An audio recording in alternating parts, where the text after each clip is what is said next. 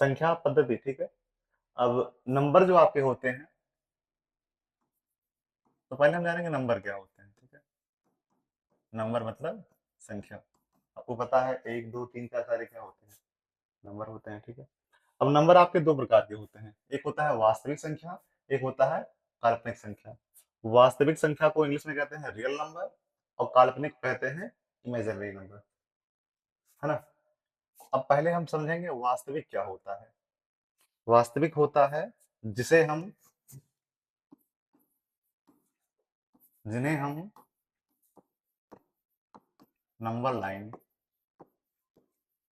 यानी संख्या रेखा पर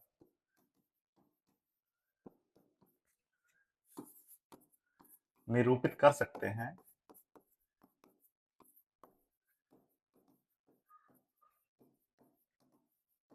आपका वास्तविक संख्या कहलाता है ना।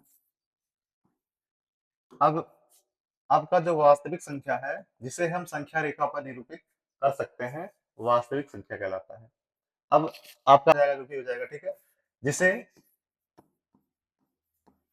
हम संख्या रेखा पर निरूपित नहीं कर सकते।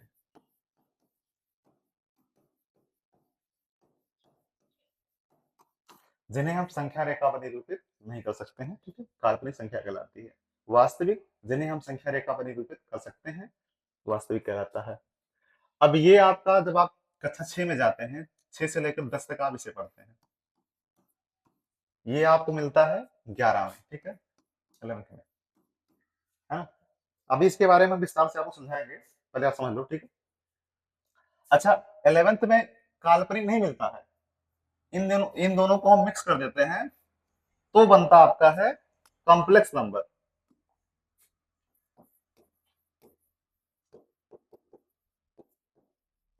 यानी समिश्र संख्या। तो कक्षा 11 में आप क्या पढ़ते हैं, कॉम्प्लेक्स नंबर यानी समिश्र संख्या, ठीक है। इन दोनों को मिला के क्या बनता है, समिश्र संख्या बनता है, ठीक है।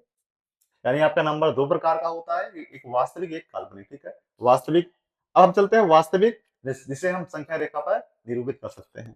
हम आपको दोनों में डिफरेंस समझाएंगे, दोनों डिफरेंस क्या होता है। जैसे कि अगर लिखा है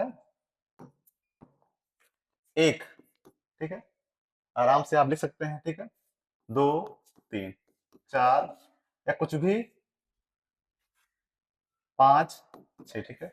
आप हमारा ये संख्या रेखा है, ठीक है, यहाँ क्या होता है, जीरो, एक, दो, तीन, चार, पांच, -1, -2, -3, -4, ये आपका माइनस इनफाइनाइट हो जाएगा, आपका जाएगा प्लस इनफाइनाइट, है ना। हमने आपको संख्या लिखा है एक, हमारा एक यहाँ रहा ना, तो हम दसा लेंगे, एक हमारा, ठीक, दो हमारा यहाँ पे है, तीन हमारा यहाँ पे है, चार हमारा यहाँ पे है, पांच हमारा यहाँ पे है। ऐसे हम इन संख्याओं को संख्या रेखा पर निरूपित कर सकते हैं, है ना। इनफैक्ट अगर लिखा है √2, तो इसे भी हम संख्या रेखा पर निरूपित कर सकते हैं, है ना। अब वो तो बताएंगे आपको कैसे करेंगे, ठीक है। और जिन्हें संख्या रेखा पर निरूपित नहीं कर सकते, क्या होता है आपका काल्पनिक संख्या। एग्जाम्पल आपको हम दे रहे हैं, जैसे लिखा हुआ है √9, ठीक है। अगर इसे हम बाहर निकालेंगे तो कैसे करेंगे, इसका मतलब ये प्लस का 3 इंटू प्लस का 3, या आप कह सकते हैं माइनस का 3 इंटू माइनस का 3। देखो लिखा है, क्योंकि पेयर बनता है आपका, बिना पेयर के बाहर निकलता नहीं है। जब इसे आप बाहर निकालेंगे तो आपका ये प्लस का 3 हो जाएगा, यहाँ आपका माइनस का 3, ठीक है। तो किसी भी संख्या को अगर रूट से बाहर निकाल रहे हैं, उसका पेयर पेयर बनना जरूरी है, ठीक है, बिना पेयर के बाहर नहीं निकलता है, ठीक है। अगर हमारा कहीं लिखा है -9, तो इसे हम तोड़ेंगे कैसे, 3 और प्लस का 3, संख्या का तो पेयर बन रहा है लेकिन चिन्ह का पेयर नहीं बन रहा है, और अगर चिन्ह का पेयर नहीं बनता है, ये रूट से बाहर नहीं निकलेगा, ठीक है। तो इसके लिए हम कुछ मानते हैं, आयोटा मानते हैं, ठीक है, लेकिन वो आपके सिलेबस से बाहर है, आपके सिलेबस में नहीं है, ठीक है। आयोटा मतलब ये है, हम हमारा आई स्क्वायर बराबर होता है -1, ठीक है। तो हम यहाँ पे लिख लेते हैं कैसे, 3 इंटू 3 इंटू माइनस का 1 3 आई हो जाएगा, ठीक है। लेकिन ये इमेजिनरी होता है, काल्पनिक होता है, इसे हम मानते हैं, ठीक है, मान कर लगाते हैं। यानी इन संख्याओं को हम संख्या रेखा पर निरूपित नहीं कर सकते हैं। आपका हमने प्लस का 9 लिया, आराम से कर सकते हैं, माइनस का 9 हम नहीं कर पाएंगे, ठीक है। ये था आपका काल्पनिक नंबर, ठीक है, काल्पनिक संख्या। ये था आपका वास्तविक संख्या।